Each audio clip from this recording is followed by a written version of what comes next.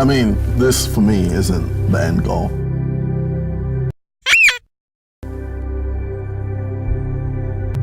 I grew up my whole life watching Joe Weller. Hey guys, what's up? It's RossiHD. So the fight between KSI and Logan Paul happens, and by anyone's surprise, it happened to be a draw.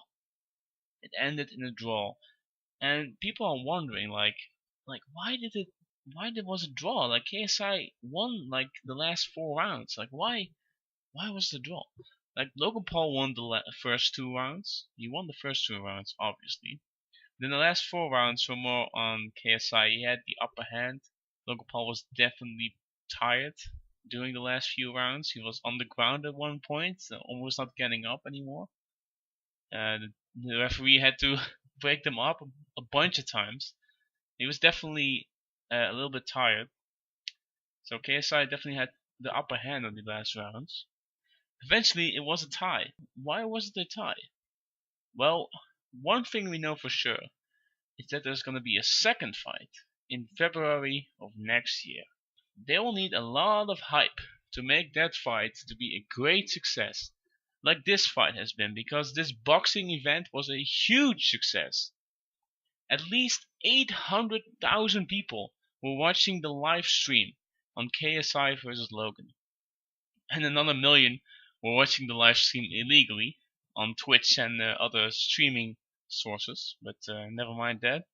Also, 18,000 people have paid between $40 and $180 to watch the fight live at the stadium at the Manchester Arena.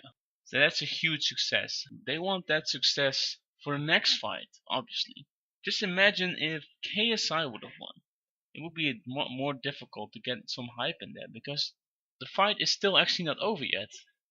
The fight has just been a halt to, and we have to wait a couple months to actually know who is the real winner. And that fight will obviously be another big hit, because they know what they're doing is obviously all the beef they had, all the drama that happened over the past months.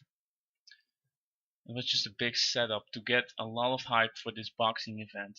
KSI called out Logan Paul because Logan Paul has a lot of subscribers.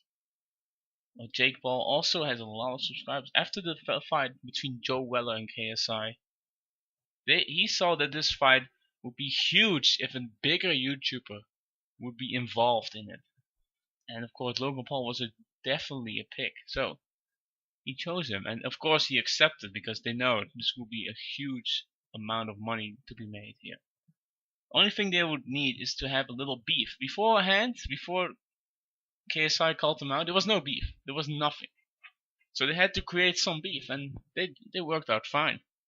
They threw a lot of insults during the interviews and during the standoffs. And now they have had this huge fight. A lot of people watched it. A lot of people were hyped for it, because there was some beef. They were hyped that Logan Paul, KSI was going to win. And eventually it ended in a draw, and a lot of people are now asking for a refund for the live stream, which in my opinion is pretty fair. So I think they're really geniuses for pulling this off, because this is like a new way to make a lot of money. They are very smart. They thought this through. They were like, we're gonna pull it like this. We're gonna make a huge crowd. We're gonna have some undercard fights. Of course, they first make you watch the undercard fights before you actually see the big fight. Like you had to watch 6 fights or something before you actually see the Logan Paul vs KSI fight. All in all, the fight was a huge success. A lot of respect for anyone that's participated in that. Hard work, they had to go into it anyway, but in the end, I think all of them won the fight. All of them are winners, because all of them made a lot of money from this.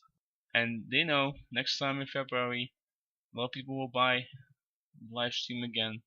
But you don't really have to need to buy the live stream. There's always some hidden links to watch it online for free. But in my opinion, the real winners are the people that gave up their Twitch and YouTube channels in order to stream the fight.